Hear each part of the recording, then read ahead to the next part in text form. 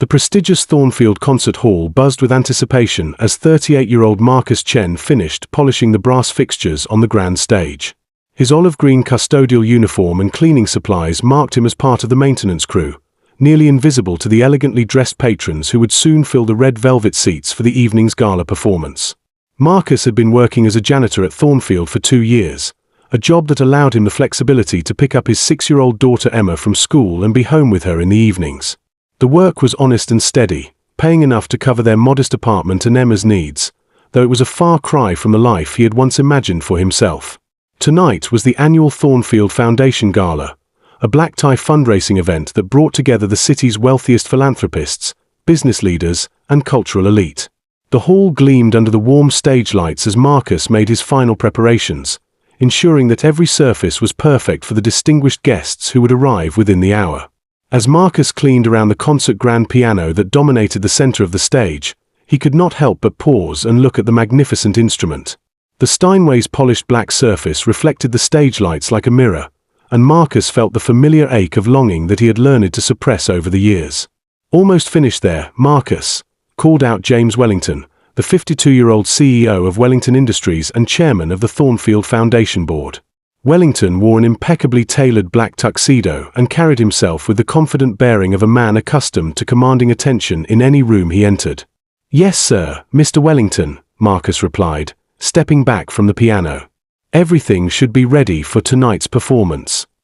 Wellington approached the stage, checking his gold watch with the practiced air of someone whose time was measured in millions of dollars. "Excellent. The maestro should be arriving shortly for his sound check." As Wellington spoke, several other board members and major donors began filtering into the hall for the pre-event reception.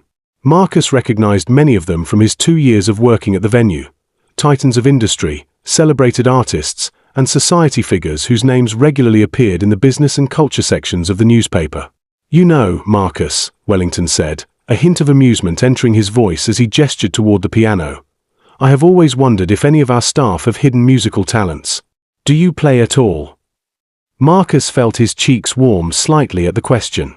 "A little, sir. Nothing professional." Wellington's eyebrows raised with interest. "Really? What kind of things can you play?"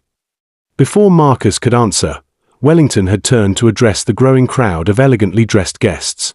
"Ladies and gentlemen," he called out, his voice carrying easily through the acoustically perfect hall, "I have just discovered that our custodial staff member Marcus here claims to have some piano skills. What do you say we have a little entertainment before the real show begins?"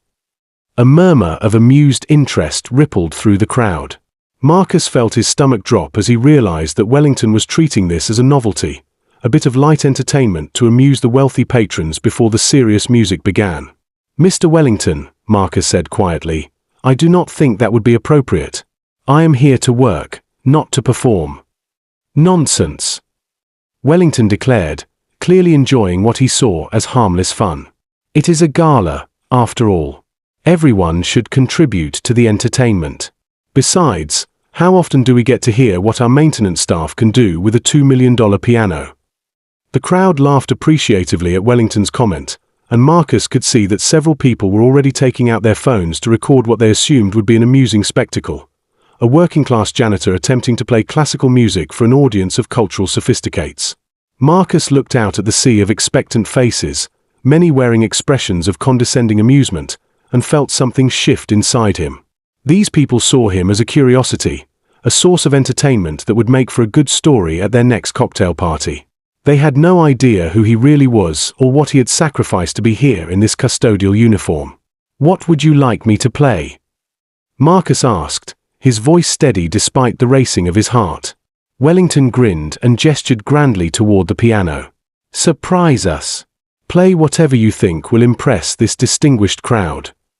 Marcus walked slowly to the piano bench, his cleaning cloth still clutched in one hand. He set it carefully aside and sat down, adjusting the bench to the proper height with movements that were automatic after years of practice. His hands found their familiar position above the keys, and for a moment, Marcus allowed himself to remember who he had been before life had forced him to choose between his dreams and his responsibilities as a father. Marcus began to play Chopin's Nocturne in E-flat major, Opus 9, No. 2. The first notes floated through the concert hall with a clarity and beauty that immediately transformed the atmosphere from one of amused anticipation to something approaching reverence. Marcus's fingers moved across the keys with the fluid grace of someone who had spent countless hours perfecting his technique, bringing out every nuance of Chopin's delicate and emotionally complex composition. As the piece progressed, the crowd fell completely silent. The expressions of condescending amusement faded from their faces, replaced by genuine surprise and growing admiration. This was not a janitor stumbling through a simple tune. This was a trained musician performing one of the most beloved pieces in the classical repertoire with professional skill and deep emotional understanding. Marcus lost himself in the music, feeling the familiar joy of artistic expression that he had denied himself for so long. This was who he truly was beneath the custodial uniform, a classically trained pianist who had given up his performing career to provide stability for his daughter after his wife died in a car accident 4 years earlier. Wellington stood transfixed, watching Marcus's hands dance across the keyboard with a skill that made it clear this was not some hidden hobby, but serious musical training. The CEO's expression had shifted from amused condescension to something approaching, or as he realized he was witnessing something extraordinary. When Marcus finished the nocturne, the silence in the hall was profound. For a long moment, no one moved or spoke, as if they were afraid that any sound might break the spell that had been cast by the music. Then Wellington began to applaud, slowly at first, then with increasing enthusiasm. The rest of the crowd followed, their applause building to a standing ovation that echoed through the concert hall with genuine appreciation rather than polite obligation. Marcus stood from the piano bench, his face flushed with the emotion of having shared his gift publicly for the first time in years. He looked out at the crowd of wealthy, powerful people who were now seeing him as something other than invisible service staff. "Marcus," Wellington said, approaching the stage with an expression that held newfound respect, "that was absolutely extraordinary. Where did you learn to play like that?" "I graduated from the New England Conservatory 12 years ago," Marcus replied quietly. "I was building a career as a performance pianist when my wife died and I became a single father. I needed steady income and reliable hours, so I took this job to make sure I could provide for my daughter." The crowd murmured with understanding and sympathy as they processed this information. These were people who understood sacrifice and difficult choices, even if most of their sacrifices involved business decisions rather than choosing between dreams and family responsibilities. "Marcus," Wellington continued, "I have to ask, why have you never mentioned your musical background? We host dozens of events here every year that could benefit from someone with your talents." Marcus looked out at the audience of elegantly dressed philanthropists and business leaders, then back at Wellington. "Mr. Wellington, when you are trying to support a young child on a janitor's salary, you learn to focus on keeping your job rather than asking for special treatment. I never wanted anyone to think I was not serious about my work here." Wellington nodded slowly, clearly processing the implications of what Marcus had shared. "Marcus, would you be willing to play one more piece? Something of your own choosing?" Marcus considered the request, then sat back down at the piano. This time, he played Bach's Air on the G string, a piece that had been his daughter Emma's favorite lullaby when she was younger. As the hauntingly beautiful melody filled the concert hall, Marcus thought about Emma, who was spending the evening with their neighbor Mrs. Patterson, probably doing homework and looking forward to hearing about Daddy's day when he got home. The music seemed to touch something deep in the hearts of everyone present. Wellington found himself thinking about his own children, now grown and successful but somehow distant from the man who had worked so hard to provide for them. Several other audience members wiped away tears as they were reminded of their own families and the sacrifices that love sometimes requires. When Marcus finished the Bach piece, Wellington stepped onto the stage and addressed the crowd. "Ladies and gentlemen, I think we have just witnessed something remarkable. We came here tonight to support the arts and celebrate musical excellence, and we have discovered that one of the most talented musicians in our city has been working among us, unrecognized, for 2 years." Wellington turned to Marcus. "Marcus, I would like to make you an offer. The Thornfield Foundation is prepared to establish a full scholarship fund that will allow you to return to performing while maintaining financial security for you and your daughter. We want to support artists like you, not force them to choose between their gifts and their families." Marcus felt tears spring to his eyes as he realized what Wellington was offering, the chance to return to the career he loved without sacrificing his ability to care for Emma.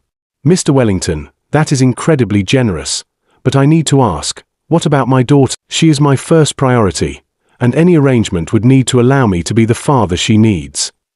Marcus, any parent who would sacrifice their dreams for their child's well-being is exactly the kind of person we want to support. We will work out a schedule that puts your daughter first while allowing your talent to flourish. 6 months later, Marcus was performing regularly with the city's symphony orchestra and giving solo recitals at Thornfield Hall. Emma attended many of his performances, sitting in the front row with a proud smile as she watched her daddy share his gift with the world. The custodial uniform had been replaced by concert attire, but Marcus never forgot the lesson he had learned that night, that true worth is not determined by job titles or social status, but by the love we show for our families and the courage we find to share our authentic selves with the world. Wellington kept a photograph in his office from that first evening, showing Marcus at the piano in his olive green uniform, a reminder that the most extraordinary people are often hidden in plain sight, waiting for someone to see past the surface to recognize the gifts that lie beneath. And Emma, now 7 years old, tells everyone who will listen that her daddy is the best piano player in the whole world, not because he performs in fancy concert halls, but because he gave up everything to take care of her, and then found a way to follow his dreams without ever letting her down.